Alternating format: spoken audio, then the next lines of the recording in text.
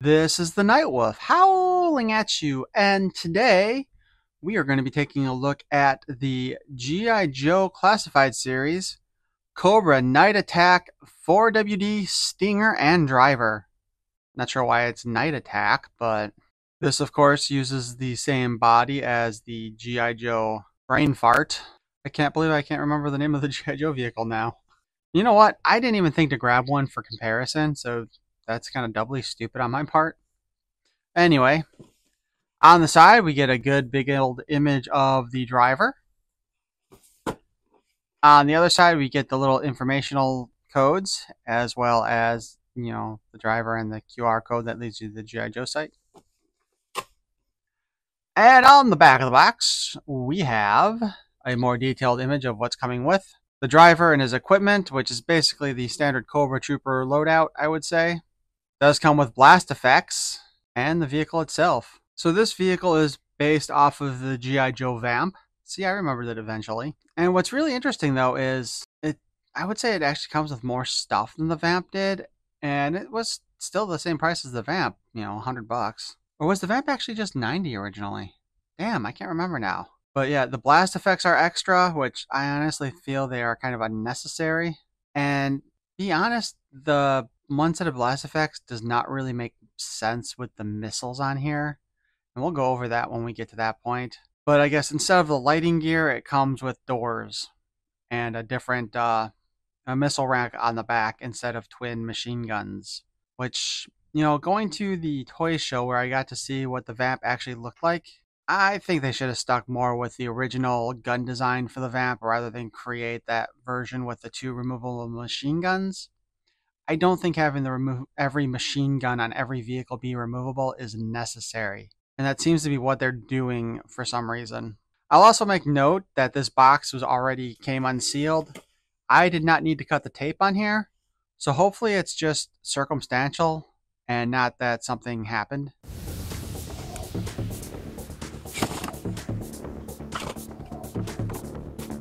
Oh, here we go. We got our figure.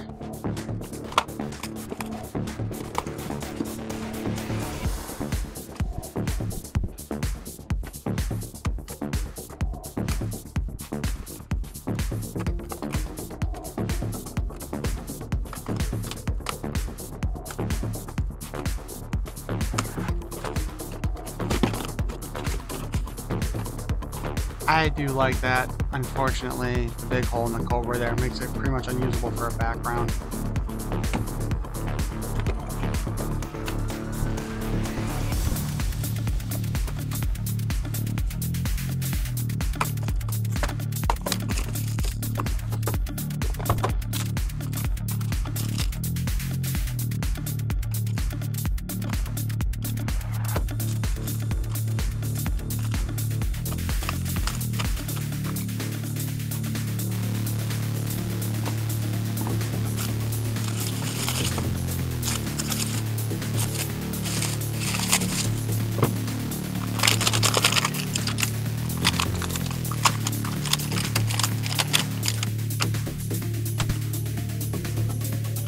Before we go much further with this, it kind of looks like we have almost the entire pack out here already, but we still have this box. So the doors are already in place, the roof is here, the front bar, all the Cobra equipment is here for the character plus that, the missiles are here, the rack is here.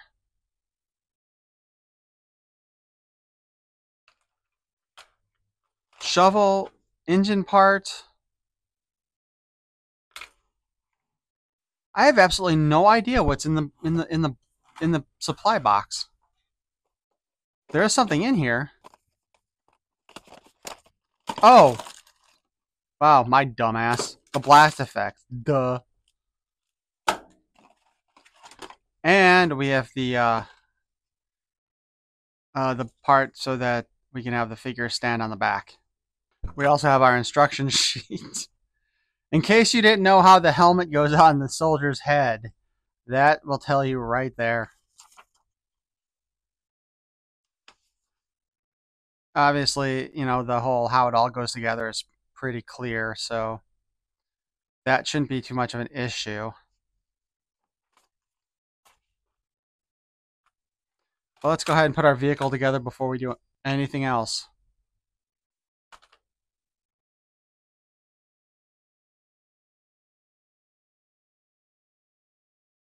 All right, so let's go ahead and start with the easy part, or the obvious part, the tires.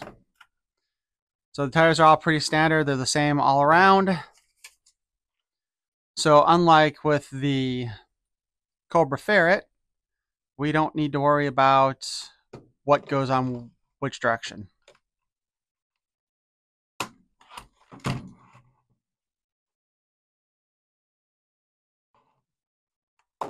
I know that's spring loaded, but that still feels really loose right there.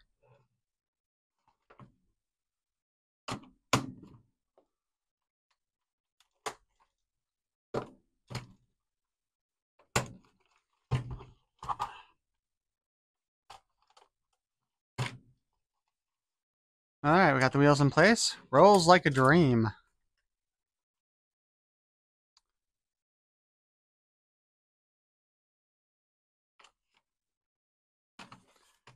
Winch on the front.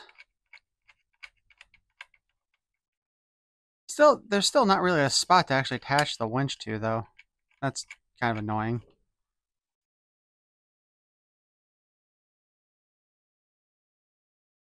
Engine block.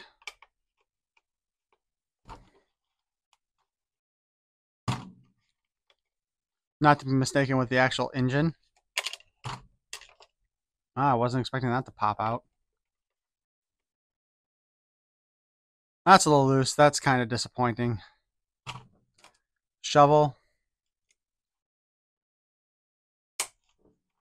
Nothing to go over here, apparently.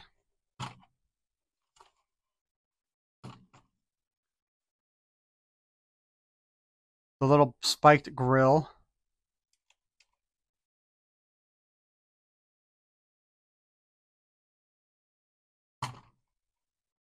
That way, if they actually ram something, they do extra damage.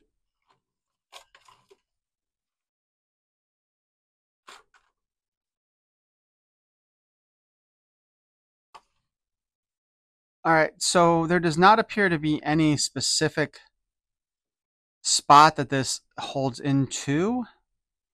So it would kind of seem that this is going to be more of a friction hold than anything else. And it looks like it goes on the bumper here.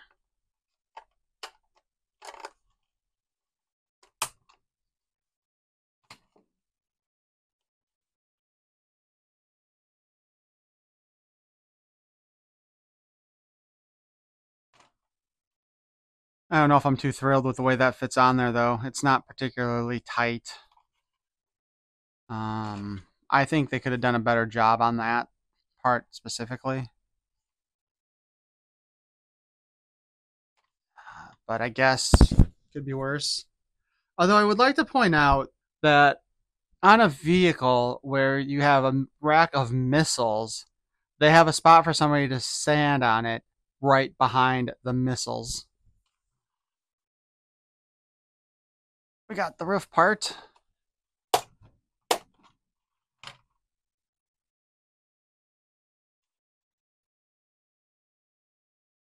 And now we have the missile mount.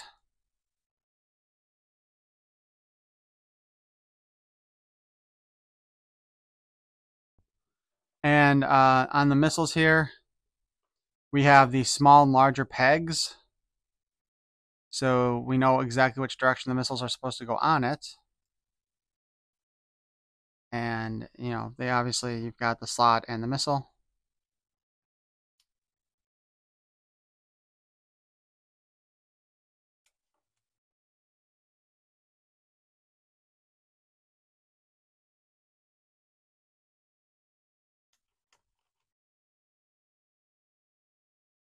And it just kind of slides on the little thing on the top here.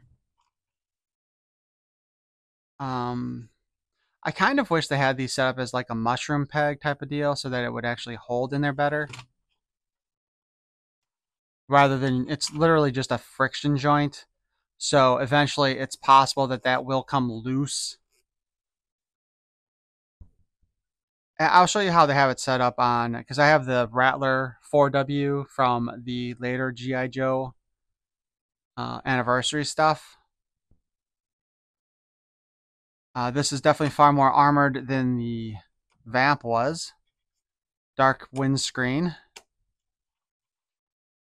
Armored doors, which flip open. Probably make it more of a pain in the butt to actually get the figures in there. Gear shift moves forward and back. Or I guess that's not really a gear shift. We've got all the nice control panels in there. It's kind of too bad they don't light up. We have the steps here. It is too bad, again, that we don't have those with peg holes for figures to stand on.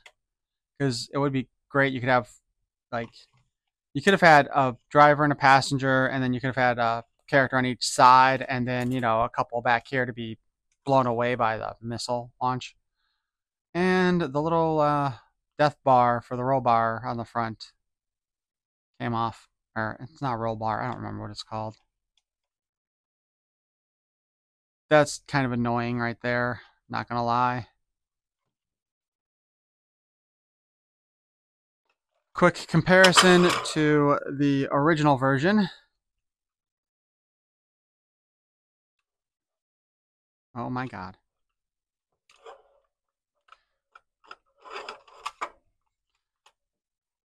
Or I should say a variation on the original version.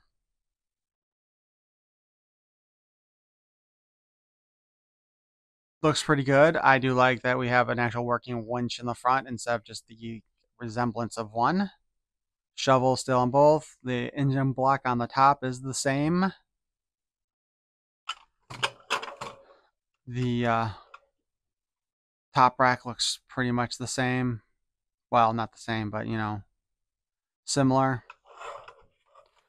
The doors are where we get a big difference here, where the door actually has the, on the original style one, has like the big hole in it, where this has the armor plating with just slits in there.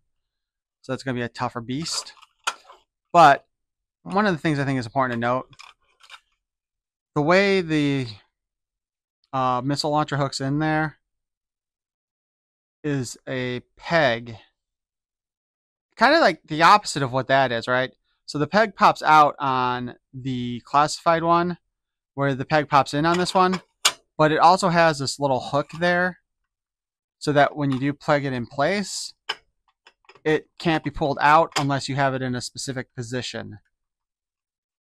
And I think they should have stuck with that kind of design on the Vamp body, just so that, you know, you don't accidentally pull it out. And you know somebody's going to like grab it from the back and it's just going to fall off there. Other thing that's kind of missing though, we do have like these little extra details. Oh, that you can't see because that's in the way. But we have these little extra bits here.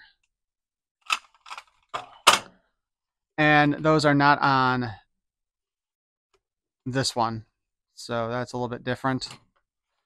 There is still the little hook for the fire extinguisher, which actually is in with the figure stuff. We'll worry about that in a little bit. I actually think I do like the Stinger design more than I like the Vamp design, to be perfectly honest. The other thing with this, of course, we'll deal with the blast effects in a moment. For those of you who did not get the Hiss tank, this vehicle is the one that is compatible with the Cobra Dildo Flinger. So you can hook this onto the back, which is actually a lot harder to do with that foot bit on there. Maybe that's why it's actually so loose now that I think about it. You are not launching these missiles while this is back here, and vice versa. Just saying. But yeah, that allows you to have that carry your missile launcher into battle if you don't have the Hiss tank. And honestly, I think this is probably better. This looks better than his tank with that thing anyway, to be perfectly honest.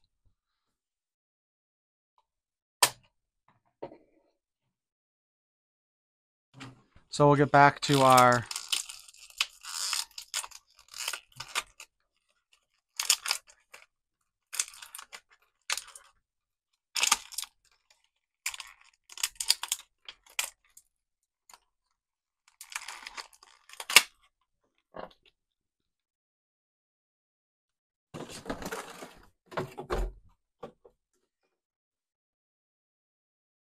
before we get too ingrained in that, let's go ahead and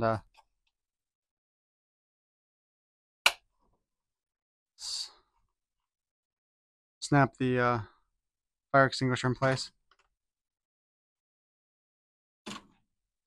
So our driver is based on the Cobra Trooper. They only gave us one head, which is kind of surprising. I've kind of appreciated that the Cobra Troopers have given us usually two different heads that we can use for display purposes. Usually, you know, a black guy and a white guy. Now, what we really need though is a more brownish, lighter brown color, and then we can have 3 different head styles.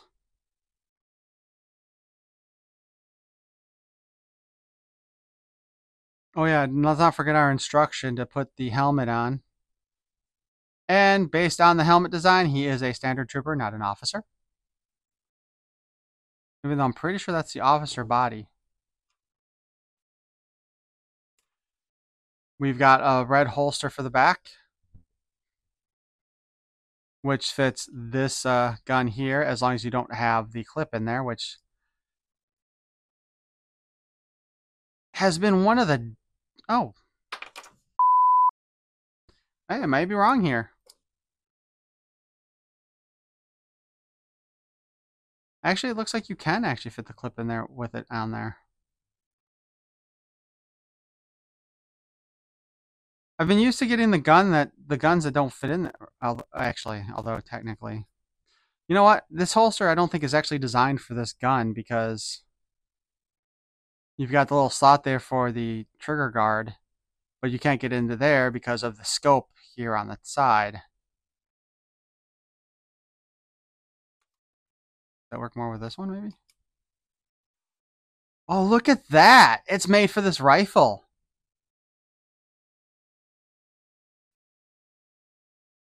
Alright, anybody out there who's watching this still, is this the first time this rifle has actually come with this holster? Because I don't remember any of the guns actually fitting in here particularly well in the previous Cobra Troopers that have come with this. But now that I see that this actually is the specific item that it's made for, that is cool. I am very appreciative of that. You know, I do call myself an idiot at times, and this is one of the reasons why. So we can put that on his back there. He's got what basically looks like a Luger, which we can fit in his holster. Which, by the way, is a fairly generic holster that's designed to fit multiple different types of guns. So that's cool that they did that way. We can't forget his little stiletto knife. Red handle.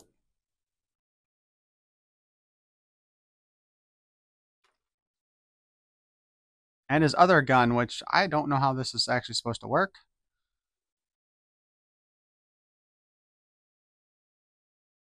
But man, if I have been putting the wrong gun in that holster all this time, I'm going to have to double check my Cobra troops.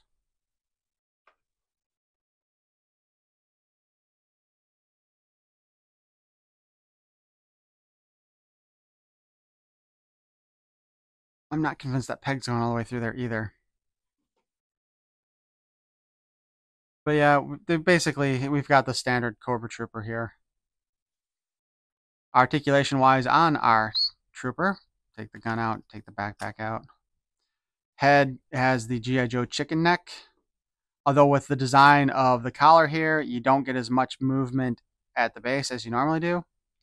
But that is a ball joint at the head where you can spin it around. There is a hinge with the ball joint too in the neck, so you get a better range of motion for the down and even the up. You know, they could almost look straightforward if they are on a glider. I'm waiting for that to come up. Man, can you imagine the size of a G.I. Joe hang glider for the 6-inch scale figures? I don't think we're going to get that. Anyway, that being said, he's got a hinge going up and down. Can spin around. We have a butterfly joint. It is extremely tight on this figure.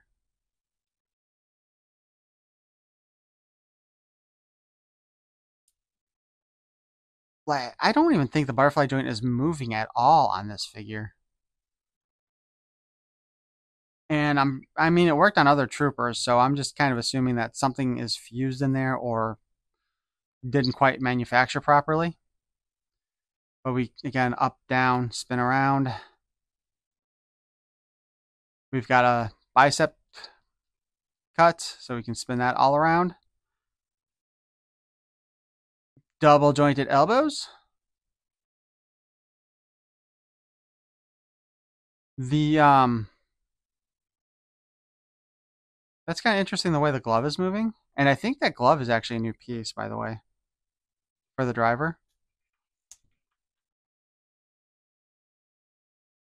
It does not come off, but it is also not attached to there. So this looks like some kind of a double peg setup here. So this is weird. Oh, I wonder. Okay, so I would have to heat it up, but I think what it is that there's probably a groove on the forearm, and then this slides on that groove, and then this fist is probably going through both, maybe. But yeah, you'd have to heat up the arm to loosen up the plastic and pull it out to see if that is how it's set up. We have an ab crunch, which allows him to do more of the matrix kind of move than anything else. Kind of goes forward a little bit. We got the ball joint at the waist that allows you to spin him all around. Drop down hips for added movement. Kick sideways pretty far. We get a good kick to the head. Kick forward. Kick back, not as far because his butt gets in the way. Thigh cut. Double jointed knee. Boot cut. We have the hinged ankle, although this is really tight and does not have as much range of motion as some of the other ones have had, I would say. You know what? His shoes kind of almost look like loafers under the boot. And the pin that spins it around. Cobra Stinger driver. Codename, The Enemy. File name, unknown. Primary military specialty. Stinger driver, infantry. Secondary military specialty, artillery and intelligence. Birthplace, various countries. Grade, 04 or equivalent. Cobra officers are frontline fighters who lead Cobra attack units into battle.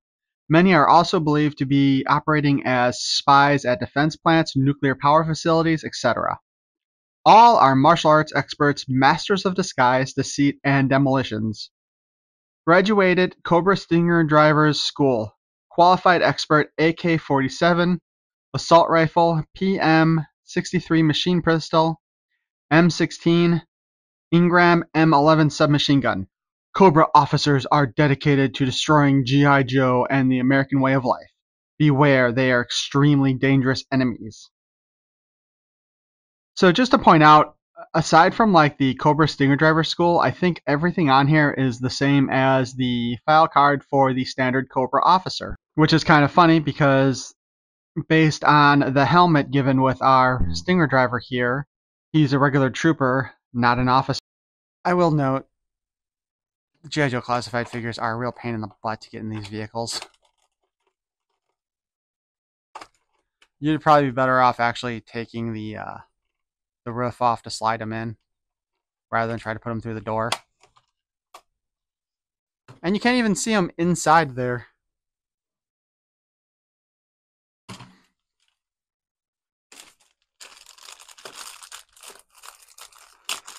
There's also not a place on here to put the weapons, which I think it would have been kind of nice if they'd given us some trunk space or something in the back, you know? Like if the panels here folded out so you could throw the weapons in there.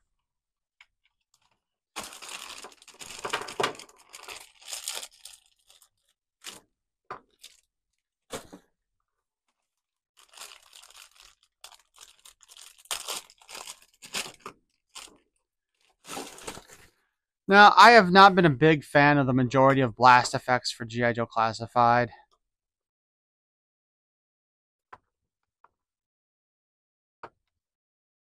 In some of these, I'm not sure what the thoughts were. These things pretty much all end up in my spare parts bin. I don't use these blast effects for the displays at all. These ones, on the other hand, are actually kind of cool, but there's a problem with this. A big, big problem with this design. And they should have created new ones for this. Because flame comes out of the missile and turns into smoke. Smoke does not come out of the missile and turn into flame. So the area right next to the missile should be fiery, and then the smoke should be coming off of it. And because these blast effects were like more or less originally designed to be compatible with, like, honestly, they work best with the bazookas. Because you have, you know, the inside of the bazooka here and the little bazooka missile there. But these also, I want to say the first time they showed up was actually on the drone with scrap iron. I don't remember how those worked. But they were smaller missiles, and I think it might have plugged into the. I don't think it plugged into the back of the missile. I think it plugged into the drone itself, and then the missile plugged into the into there. But I don't remember. But at any rate, it's still the same issue. These really needed to be the opposite for the pegs, and I don't think that would have been too hard for them to do, you know, to give us a proper blast effect for it rather than just reuse these ones.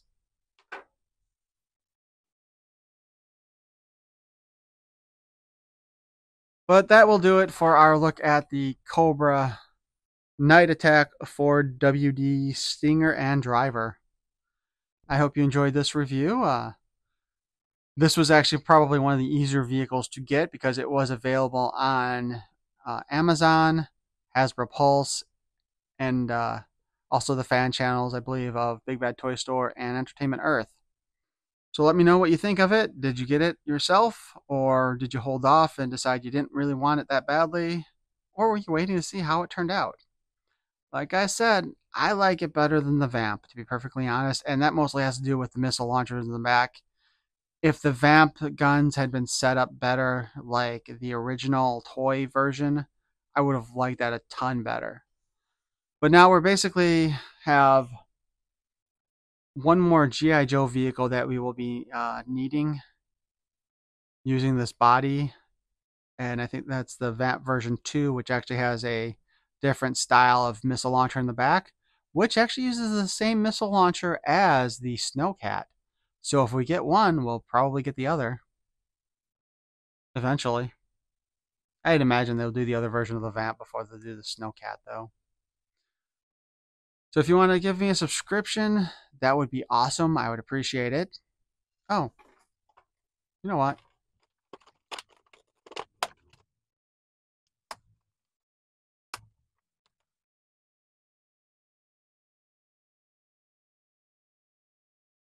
Even better. Let's go ahead and talk about this for just a moment real quick. First off, this bar here is actually shorter than the foot. So you have to angle the foot if you want to peg it on the peg, okay? So that's an issue.